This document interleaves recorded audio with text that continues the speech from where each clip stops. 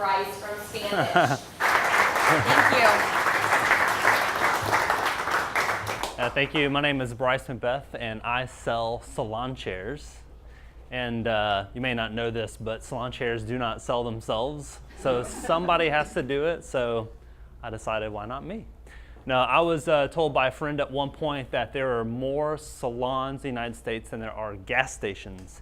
I found that hard to believe. More salons than gas stations, right? So once I became aware of that fact and I started to look around, I realized that every corner there's a gas station, right? At least one gas station, and maybe a nail place and a massage and a spa or whatnot. And you look at the other corner and there's the same lineup. And you look at the other corner and it's the same lineup. At every four corners at an intersection, it's loaded with hair salons and beauty shops. And when you count salons plus spas and other related businesses, there's almost 1 million locations. So I got to thinking to myself, an average chair, about $300 to $500. The mirrors, stations, shampoo units, all that stuff together. If every salon in the United States averaged a transaction of about $1,000, you can quickly do the math, it's about $1 billion opportunity. So I just could not resist myself. So the truth is that just as recent as 4 or 5 years ago, the distribution channels were really antiquated. So most people bought their salon furniture through a door-to-door rep or through catalogs or a website that looked like this. The images are broken, if there is images at all. Usually there's no dimensions on the product you're buying. In this case, it's actually a very good product page. This looks like something out of the 1900s, right? So I'm not talking about 1990. This is literally 4 years ago. The truth is I actually own a marketing company, and this seemed like shooting fish in a barrel, right? All I gotta do is hire my marketing agency to build me an e-commerce site, put some salon furniture on there, and this is a piece of cake, right? So I did that. I hired my marketing agency and built this amazing website that completely disrupted the industry. I got a lot of attention from my competitors. I got a lot of attention from sort of the big dogs in the industry. Got a lot of attention from stylists. And we built this really amazing site with these 3D renderings. So the idea is you go through these these inspirational vignettes and go room to room, and those loaded with a ton of different environments. You pick the product that most resonates with you, click on the chair, zoom in on the chair, spin it around, look at the dimensions, add it to your card, go to the next room. Not too unlike what you experience when you go to an IKEA and go room to room, right? Very innovative. I thought it was beautiful. Everybody I talked to told me it was beautiful. And we did sell salon furniture, but it did not meet our expectations.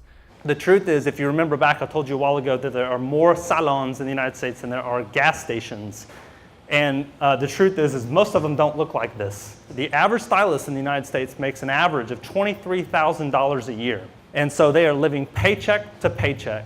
And price and perception of price is extremely important to them. So what we did is we scrapped our beautiful website. We threw it in the garbage can. It was working pretty well, but it didn't meet our expectations because at some point we realized that if our marketing agency was going to own an e-commerce site, it wasn't enough to have a beautiful brand.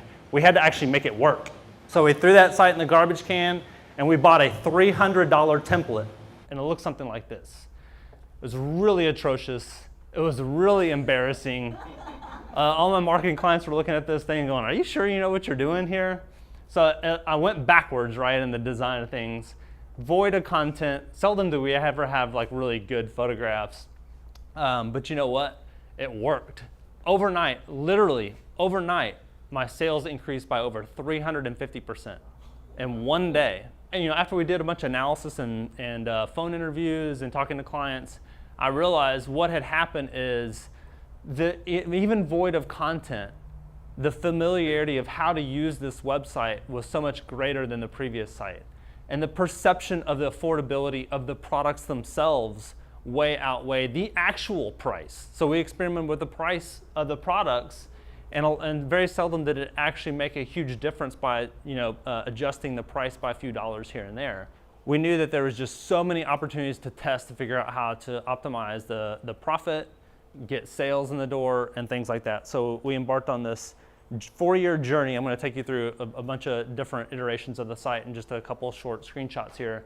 But this is the next version where we experimented with our value proposition and really kind of explaining what we did with the website, what we sold, what our offer was, and why they should buy from us. The yellow strip really emphasizes some key like selling differentiators. This stick figure graphics, boy, is that a big difference from the first website that we saw. But we found that a lot of times these stick figure cheesy graphics work better than a super well designed graphic, again, because it was a whole perception thing and just the feeling that this was way more obtainable than a high-end design website. Then we experimented with making those value propositions more graphical, and we did this Sherbert test to help with the momentum through the checkout process, where we introduced a new color in our color palette that made our designers cringe. They hated it. But what it did was all the buttons and actions you see that progress you forward through the checkout process was all the same color, and you never saw that color throughout the whole rest of the website. So what it does is, and I'm really sort of a strong believer here in that, you know, as marketers, if and when we do testing, we're always testing colors of buttons and the size of buttons and the placement of the buttons. If people want the product, they're gonna find the button. This is 2016, right? But anytime you can help people understand that you're moving forward in the right direction, there's less hesitation and less friction to add the item that they're interested in. So if you change the colors throughout the checkout process and all of a sudden you switch from orange to green because green's good, you've broken the momentum that you've created with the orange buttons. So they have to stop long enough to think about it. If they're going to stop long enough to think about it, they might go look at some other website. So, so that was addressed. At some point, we took hundreds of tests and a bunch of reports that we had run, interviews that we had conducted, sales data, and we completely redesigned the entire site. So we went from the stick figure graphics and the $300 template back to more of a custom website, but something that was a lot more polished and looked more in line with what we were trying to accomplish with the nice design website, which is something that immediately reeked of credibility and believability, right? So, so this is kind of what we came up with. We loaded it full of videos, which we found had a profound impact on conversions and people's believability in the product, people's perspective on the dimensions of the product, and it made a huge difference. And then, so this is what the website looks like now. There's nothing that's not intentional here. There's a lot of things that are being tested at any given time, but there's nothing that's not intentional. At one point, we decided that, at one point we had tested whether or not the stickers and logos and stuff at the bottom, do those make a difference? Like, people always put those in the footer, and they always like muck up a website, right? So we wanted a clean website, so we took them off. And then we tested putting them on, and does it make a difference? Yeah, it makes about a 14% difference. So we thought, well, that makes such a big difference hidden in the footer. Why don't we bring it up and make it the first thing that they see? Does that make a difference? Yeah, it makes about 11% difference. And then, so yeah, our video reel on the homepage is much like what you see like on YouTube. And we're really trying to like personalize the service a lot, and then we're bringing in a lot of elements we're one of the only suppliers that actually have a combination of US made and import items. For people who don't know, this is an example of an A/B test on our own remarketing website. On one version, we have like all of our team members listed on the page, and it's about our company, a Meet Our Team page. I'm gonna tell you which one came first, but on this side is just a letter from me talking about my background and why I founded the company. So in your brain, think of which one I like better and which one performs better. And now that you've got that locked into your brain, I hate this version of the website because my agency really isn't about me. I provide opportunities to my team to learn the testing process, but it's really not about me. I don't want clients calling me in the middle of the night when something is happening. So I prefer this version.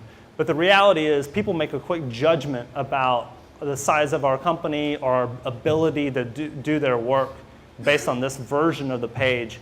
This produces leads for us at a rate of about 60% greater productivity. In the past 4 years, we've been able to increase our own conversion rates by over 950%. We even wrote a book about it. It's called Salon Chairs Don't Sell Themselves, and it's about our journey and getting to this point. And the spirit of it is that nobody has anything figured out and things are always changing.